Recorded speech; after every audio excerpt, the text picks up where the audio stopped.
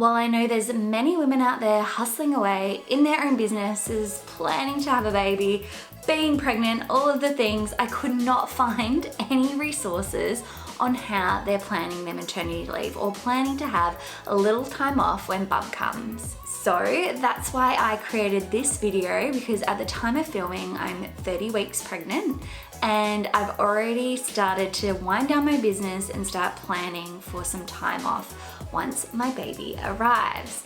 So if you are pregnant or planning on getting pregnant in the future, keep watching to find out what my 3 tips are for planning your maternity leave.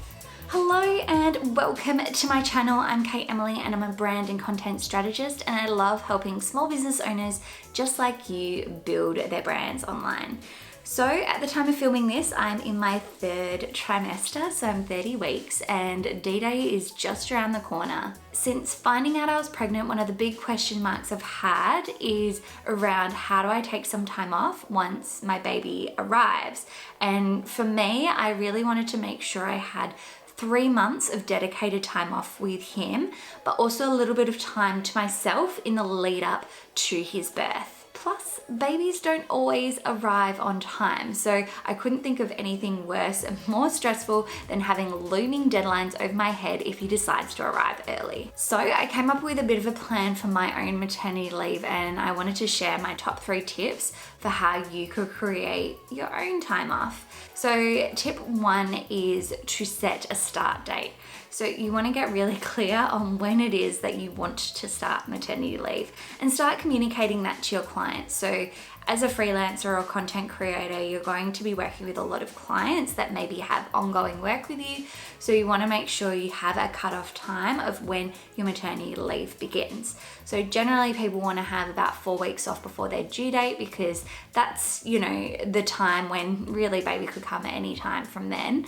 And for me, I've decided to take basically 4 to 5 weeks before that due date is commencing. So then I have some time to finish things off in my own business around content creation and brand, but also have some time off to myself and be able to do some things and take some rest time as well. So what I did was I sent an email out to my current clients about 6 weeks before that set date of maternity leave would commence, and let them know when that date was coming up and that I needed everything to be briefed about 2 or 3 weeks before that date to ensure that I could facilitate any work that they needed to get done. Also, it allowed them to start forward thinking and work out what they needed me to do for future work, while I was on leave, rather than just giving me ad hoc tasks to do throughout the month. Tip number 2 is to batch your content. So if you're a content creator like me and you have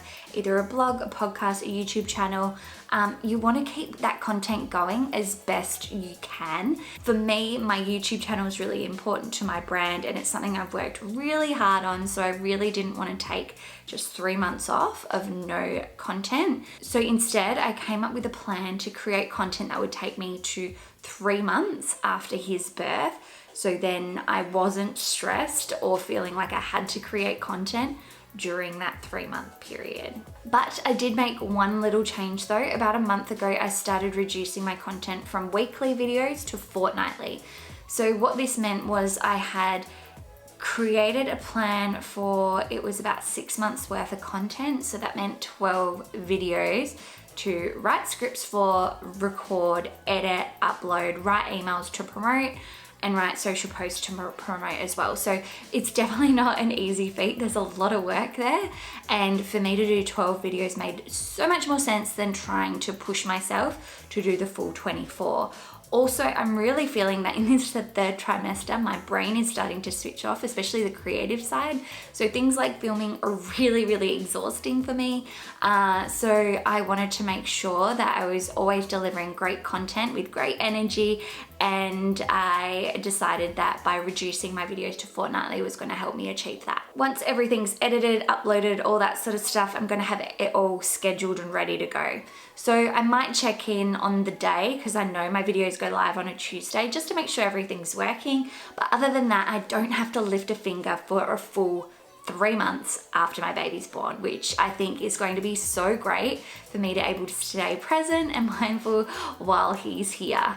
And tip number 3 is to create a digital product. So if making money while you're on maternity leave is really important to you, then you need to create a digital product that you can sell to your audience, especially if you're creating a lot of free content like a YouTube channel, blog, podcast, etc. So a digital product could be an ebook, a course, a webinar series, something like that. I decided to create an email template pack, which has done really well. So I started selling that about 6 weeks before my maternity leave began, and I hope that it continues to sell well while I'm on leave. So then it's just bringing in a little bit of additional revenue.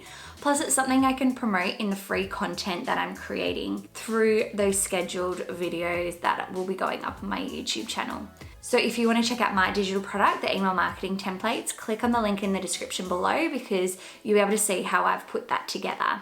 In hindsight, I would have loved to have launched this probably a couple of months before my maternity leave began because the workload of putting this thing together has been really tricky, especially while I've been feeling a lot tireder and a lot less creative. So if you do have the time available to you, start creating this digital product now. And a bonus tip for you, prioritize yourself. So be really, really honest with yourself about how much you can achieve during your pregnancy and in the lead up to your baby's birth, because like I said, the 3rd trimester you will be more tired, you probably won't be as creative, and you'll probably lack a bit of motivation because there's so many other cool things going on. You're planning your nursery, you're buying cute little clothes for your new baby to be, and just imagining what your life is going to be like. Plus other things can come up, like a baby could be born early, you may have some complications that require you not to work in your last trimester, or you just might not be feeling up to it and you want to be able to give yourself some time to rest and relax and restore prior to baby arriving.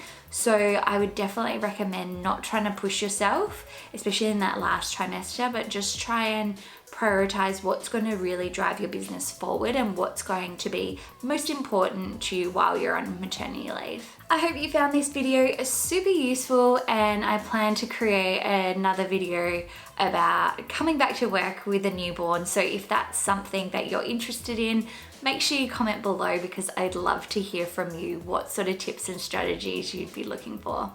So that's it for me for today. Consider subscribing to my channel if you haven't already, because I release videos about content creation, digital marketing, and mindset strategies that are going to help you in your business. So until next time, bye for now.